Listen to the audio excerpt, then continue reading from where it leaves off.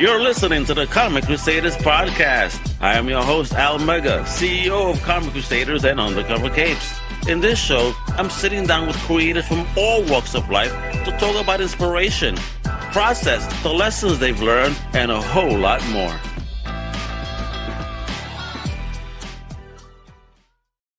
Well, what's poppin', my beautiful people of the multiverse? You already know what time it is. This ain't just a podcast. This is a creative summoning circle. And because today we're diving deep into the woods. The kind of woods where your phone loses signal, your instincts start screaming, and the houses, yeah, they're watching you. So we're going to be talking about some indie comic hustle, digital horror, social media sorcery, and what it takes to keep a terrifying story sharp, clean, and creeping under your skin. So buckle up, lock your doors, and don't answer if the house calls your name, because I'm hyped to introduce and welcome the one, the only social media manager, proofreader for Blue Frog Den Comics, Caitlin Brasel. How you doing? Hi, thank you so much for having me on the show, Al Mega. No way, thank you for coming on and sending this over a while back to check out. Because again, I don't normally get to talk webtoons too much, so this is pretty cool, because webtoons is a very big platform. There's a lot of it's a wonderful platform for beginning creators to even go on and check out, to check your metal. And so I appreciate you sending over dope book. I mean, folks, yeah, we got episodes. I'm gonna show you the pages. I got the links, and you know what I got? Well, as always, while we discuss, and if you guys are curious, all you got to do is right there, that QR code right above me. Go ahead and scan it. Take you straight to the There Are Houses in the Woods webtoon page. You can start reading away and supporting independent comics. You heard? All right. So, Caitlin, this is what it is. I love me a good old origin story. So let us know where you hail from originally. And most importantly, what was the first thing in fandom you ever fell in love with? So myself, I'm from Texas. The creator of the book is actually my husband, Matthew Brasel, and he's from Mississippi.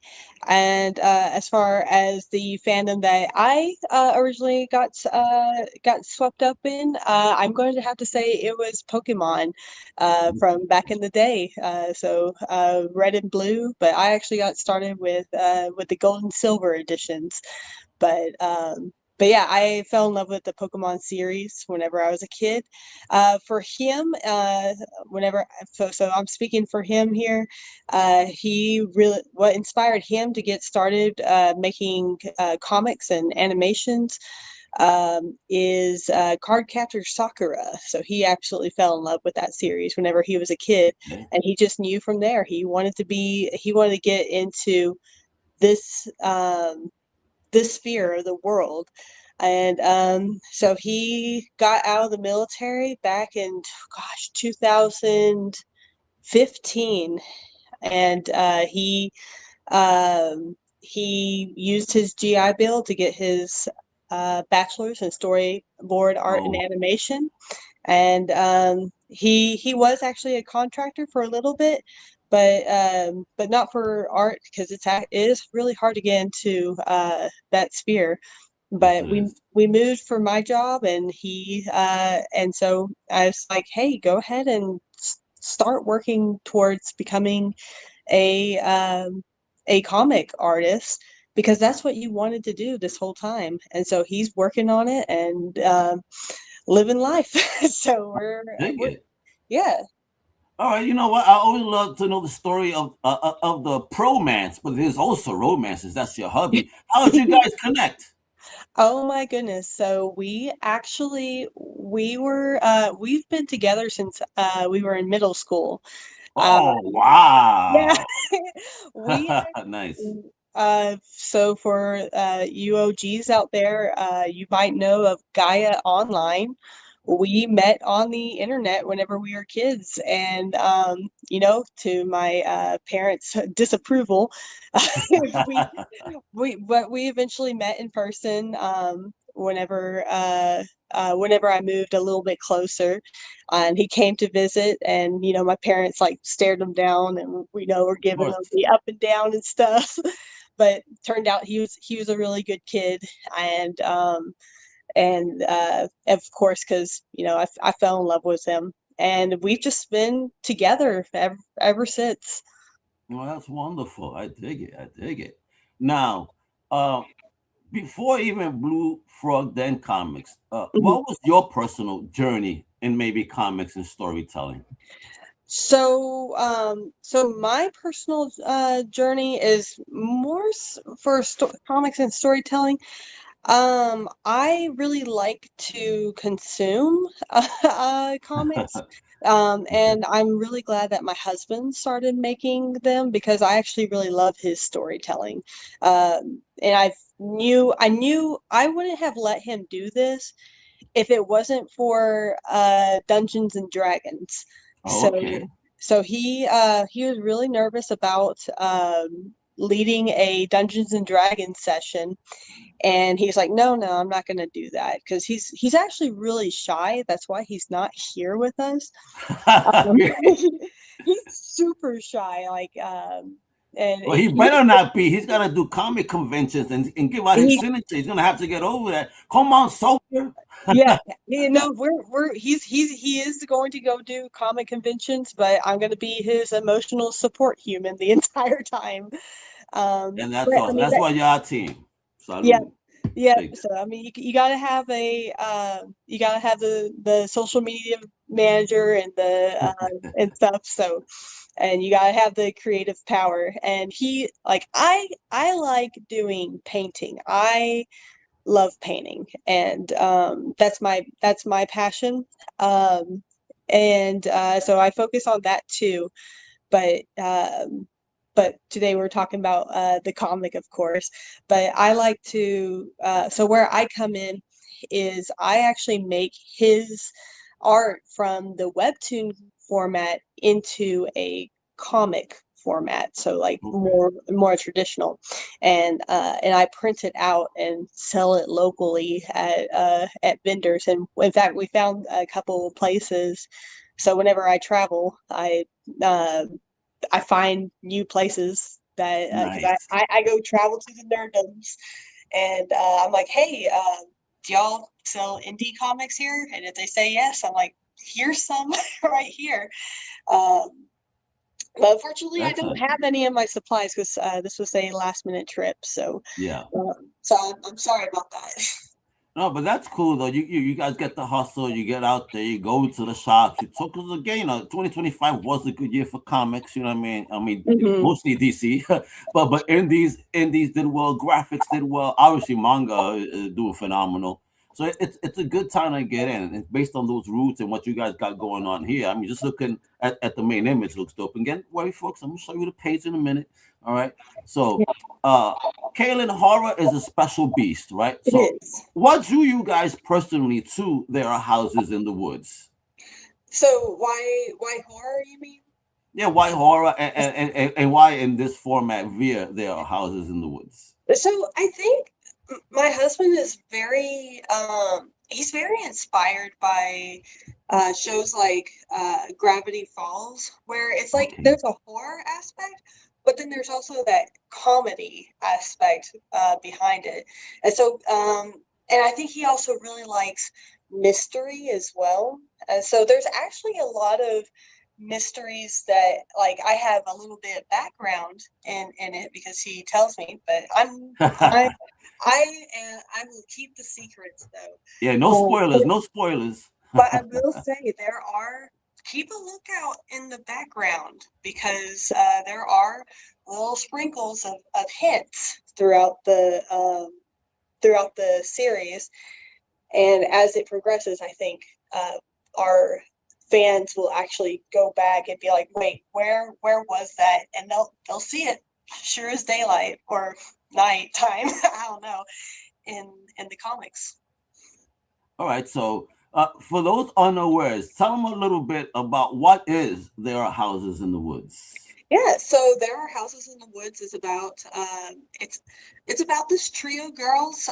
So there's Ren. She just moved to the neighborhood. It's called Hollow Pines, and and she gets there and she notices, hey, there's some girl in the bushes. I'm gonna go check that out.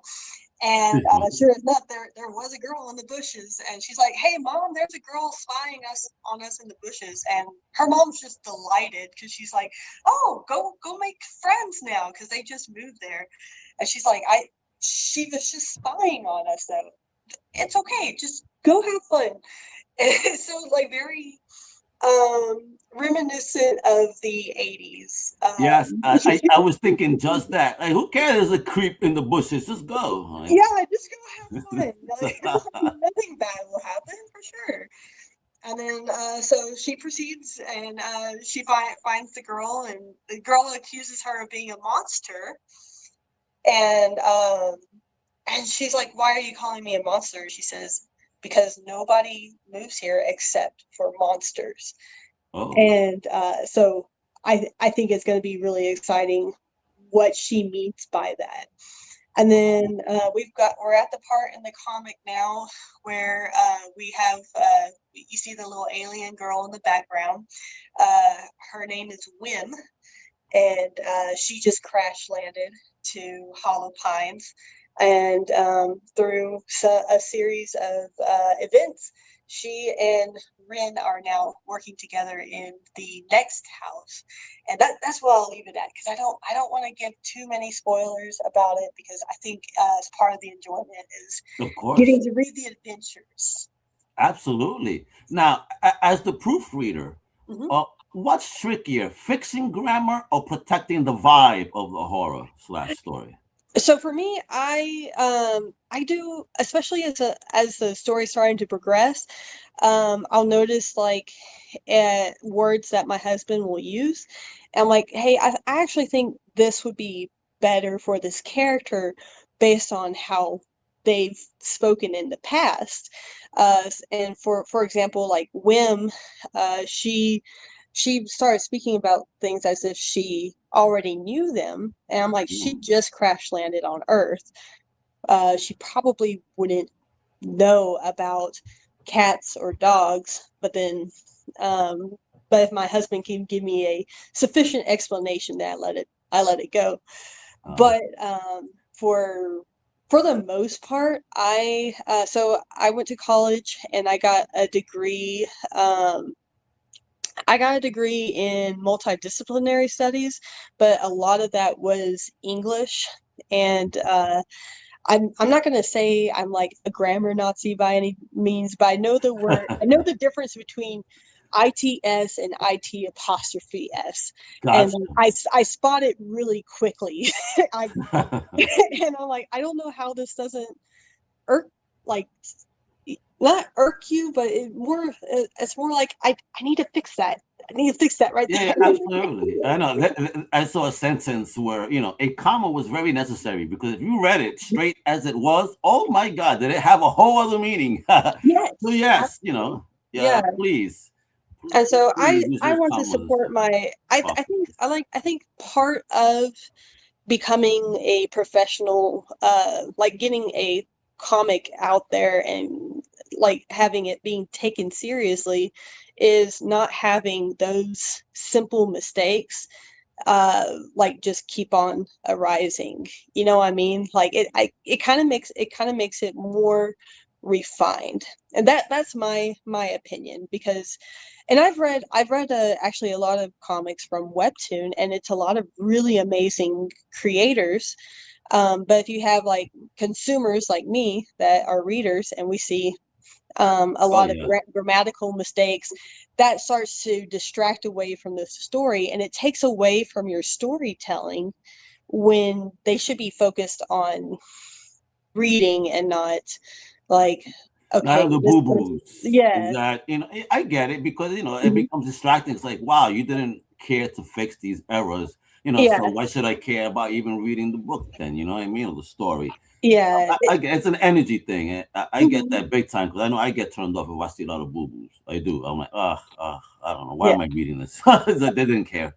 And then I also have a Discord group that I started up. It's called Comic Nexus, and I have a volunteer section, because there's actually comic artists from around the world, and they make it in English because a lot of comic readers are English speakers, but a lot of times their English will not match what they were trying to say.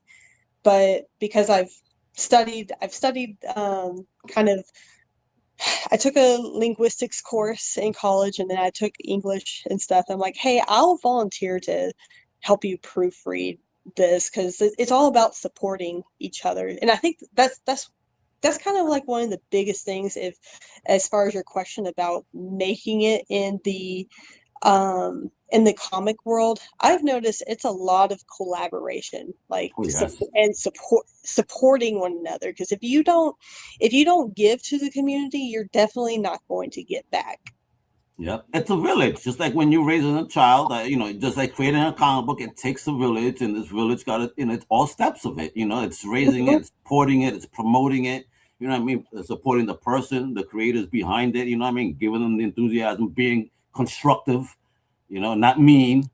That's the one side of indie that kind of pisses me off. Everybody rather be mean rather than constructive. Oh, that book sucks. Like, why though? Why do you feel that? No, it just does. Like, no, give me the reason constructively without being insulting. How about that? Exactly. And I even like make a point to say, hey, if you want to give critiques to an artist, be sure to ask them if they want those critiques, because there's a lot of artists on there that post kind of just for fun, and then also as a way of like dealing with like depression and stuff. And so like getting a ton of critiques that they never asked for because they're just doing this for fun, it kind of turns them off of the creativity. Yeah, people need to be aware of that and mindful sometimes. You know what I mean? Especially if it's unsolicited. I mean, if somebody asks you, it's one thing, but if someone just posts a picture, if you don't like it, who cares? And if you do, go ahead, promote it, but don't be an asshole. Exactly. At the end of the day, I get it, Caitlin. Let me tell you, I've been doing this for 20 years this year on Comic Crusaders. 10 years in the party side of it.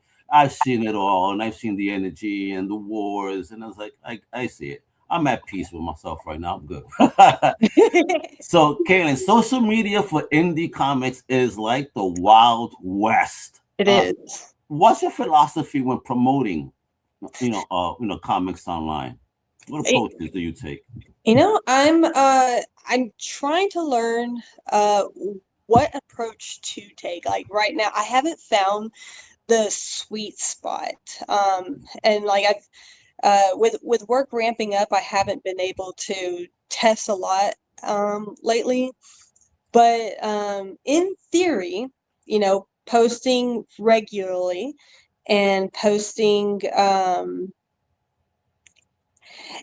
posting genuine content, in theory, that should get you like more traction. But it can be really, really frustrating, and I'm going to admit I'm frustrated right now because you could put in hours of work, and then you get like maybe one little pity like it'll feel like and it's just like, well, that was that. But I think my approach that I want to continue to keep is keep it genuine. Don't post BS. Don't post things that like that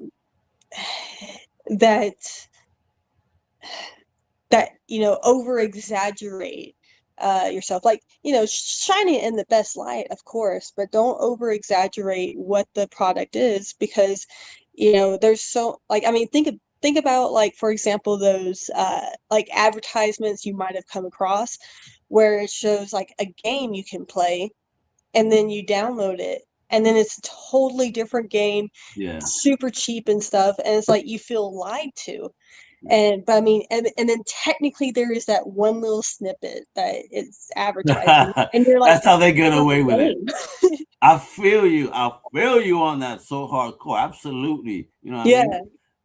It's wild. Don't oversell, don't overhype. You know what I mean? Just put it out there, and let the crowd do that selling and that hyping for you. You know what I mean? Exactly.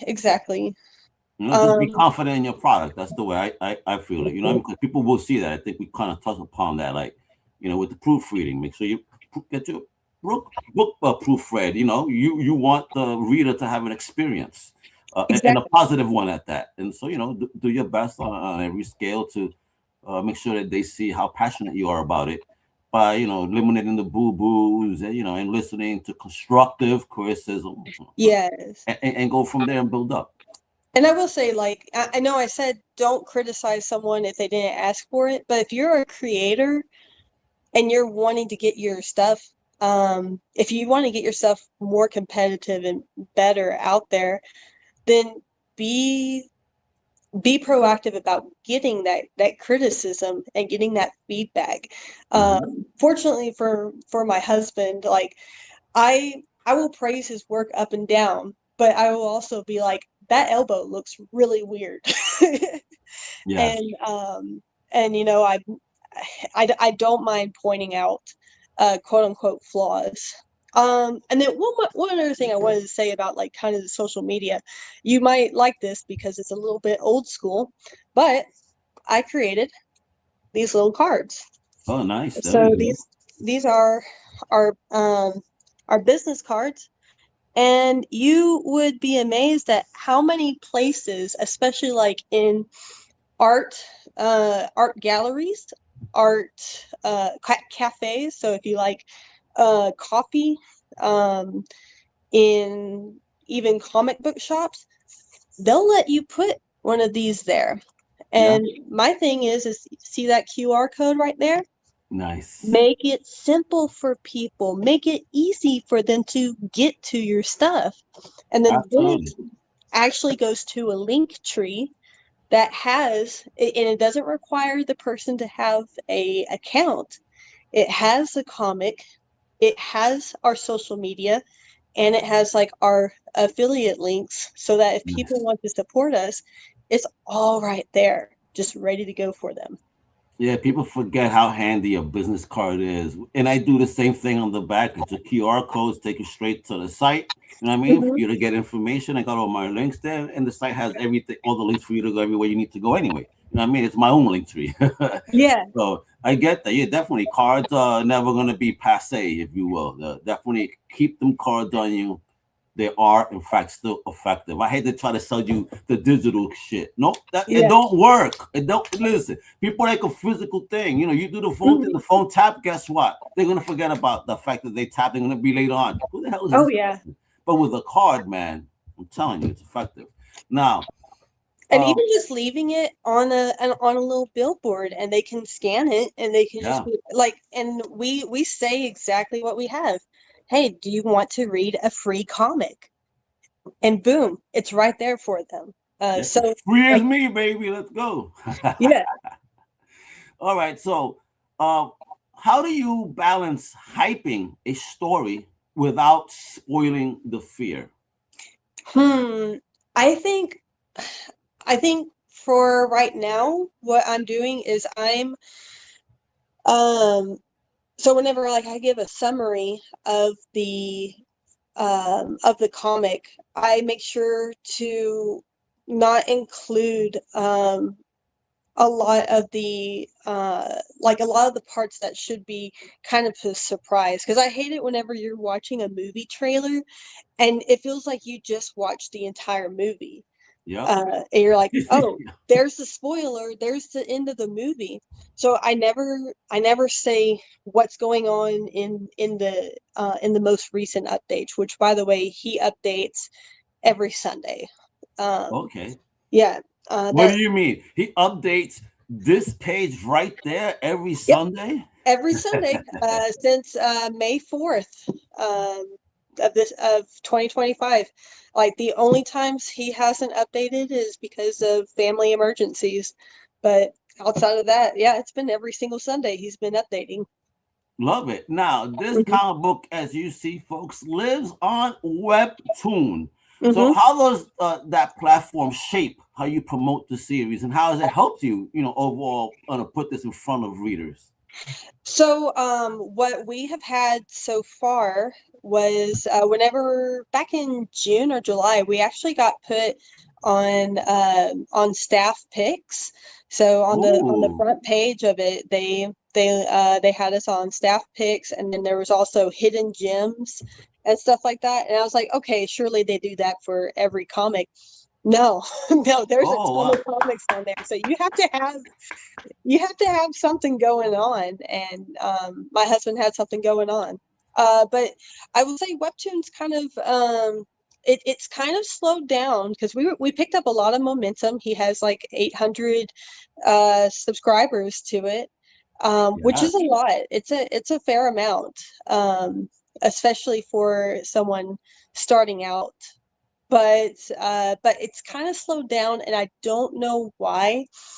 I don't know what these algorithms are, and that's kind of why I'm going kind of towards that old school method, because I feel like the algorithm is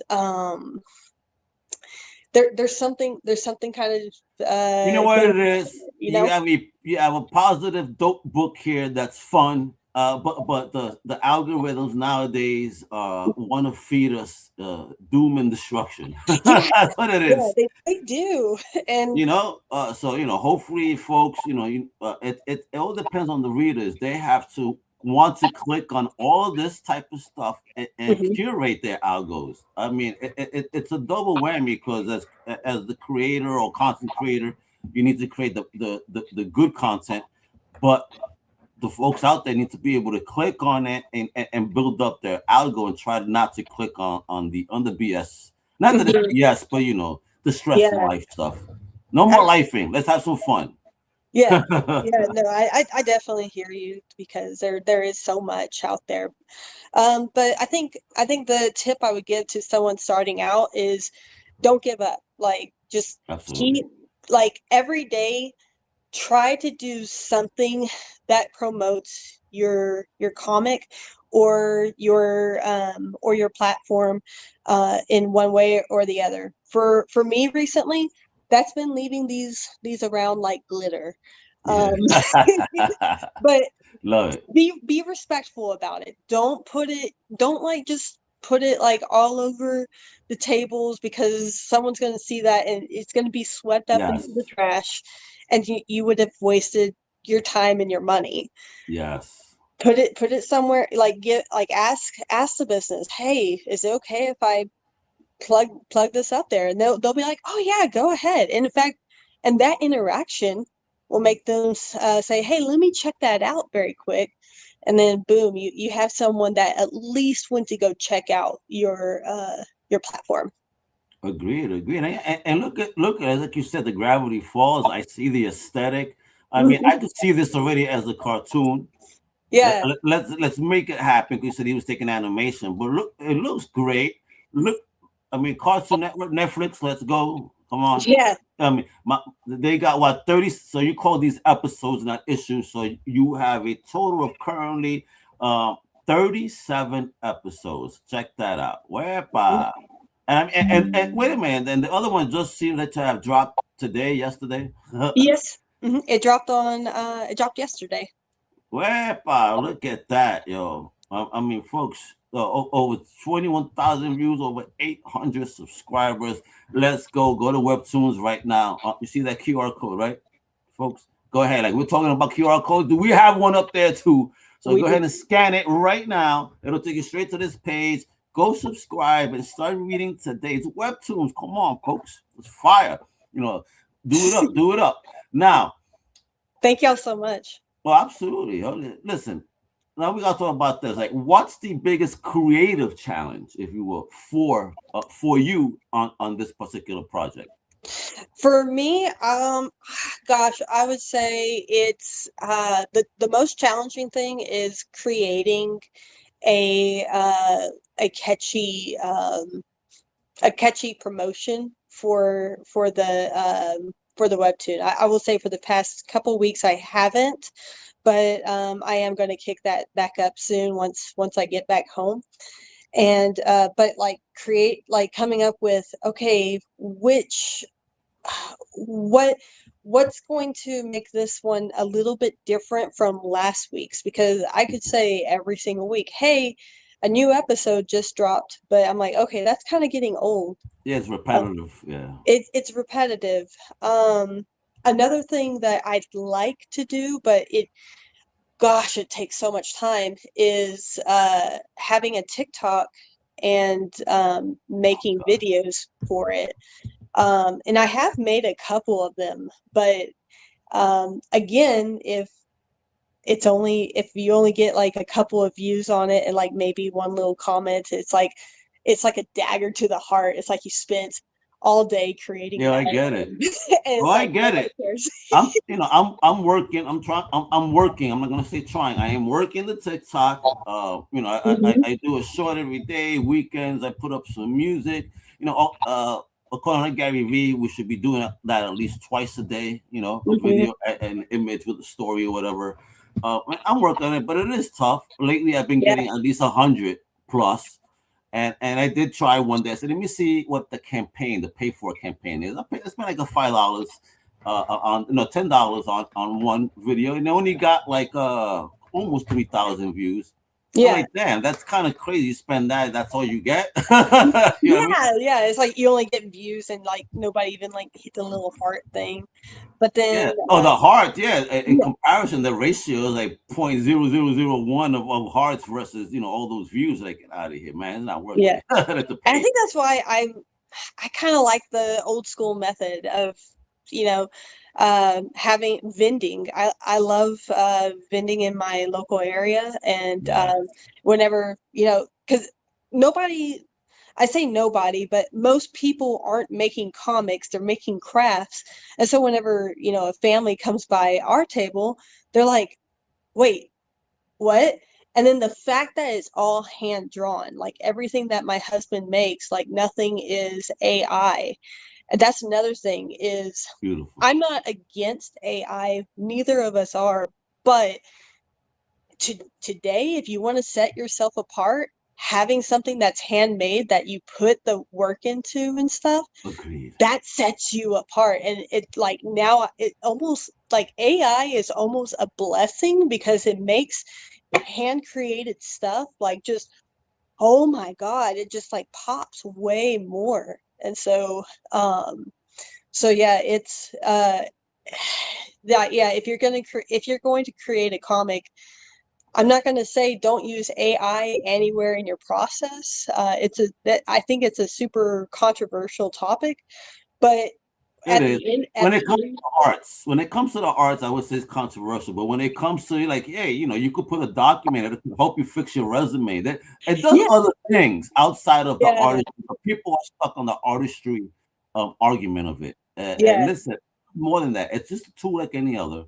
And I definitely do get the artist stuff. I do big time. Not artists that draw, but I mean, musicians, etc. Everything. I get it. And it's fucked up if they're not getting paid for their data getting scraped.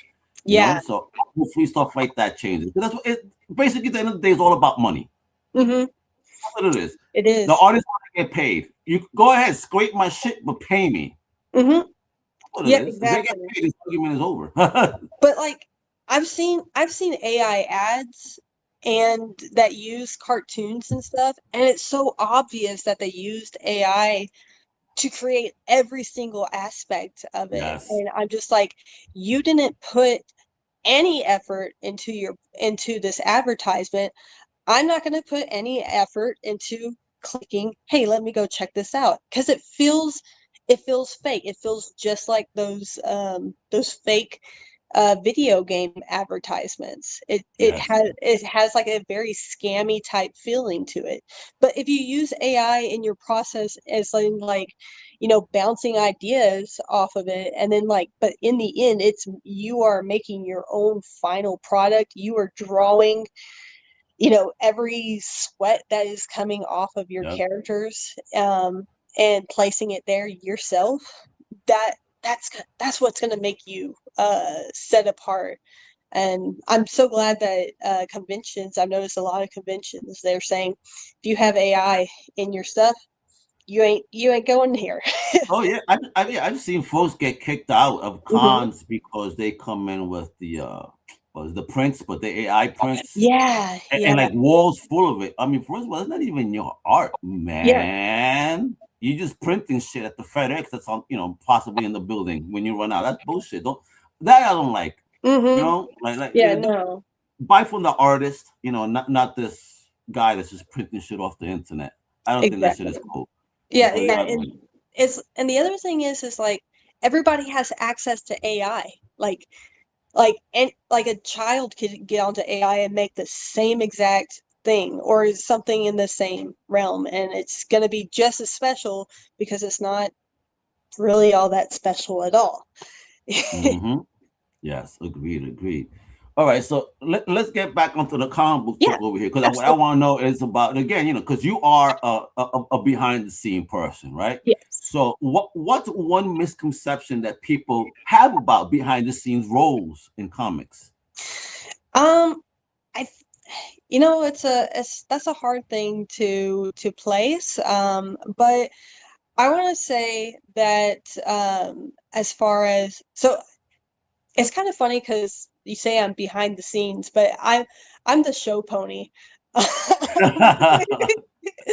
I Um, get it, but yeah, meaning that you're not the one that I'm like the artist, this that it's like yeah, you're the face that they see, yeah, in public relations. But my yeah. man, is the one out there doing the work, but he's hiding. Is he hiding behind you, stuff? Oh, gee, I wish he was. But he no, I've noticed though, as far as like behind the scenes goes, like people that especially like whenever it comes to teams, if it is just like the creator's name and they don't add their teammates into it, like think of how demoralizing that can be, because like if it wasn't for your team, you would not have your comic. Your team is like the legs on your table. Like, yeah, you can have the prettiest little you can have the prettiest tabletop, but if you don't have those legs, you don't have a table to sit at. You just have a piece of wood. Um, so being sure that you recognize your team members. And so like I think a misconception is, oh, they are just this. And I don't think anyone is just anything. They are that. They Yes. are the sound designers. They are the social media experts. I just went to a business recently that I think kind of embodied what I think most any team should be. Yeah, I got to meet the business owners and they were fantastic, but every single member in their store had a special role.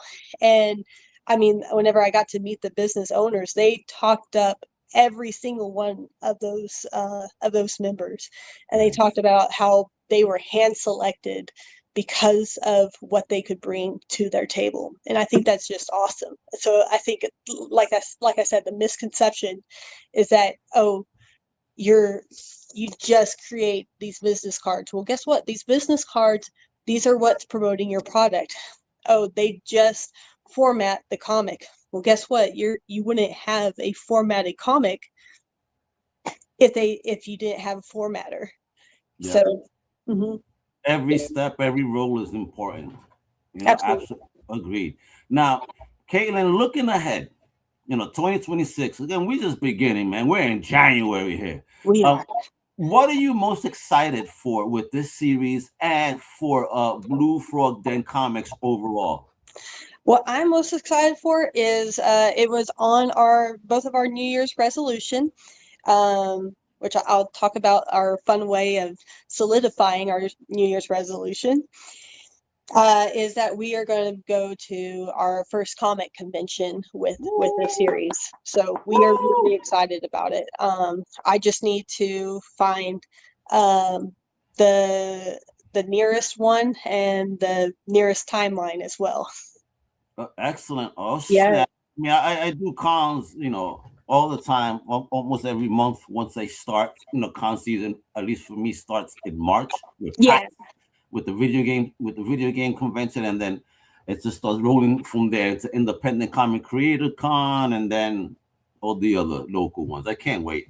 Not that I can't wait to spend money. I'm like, please.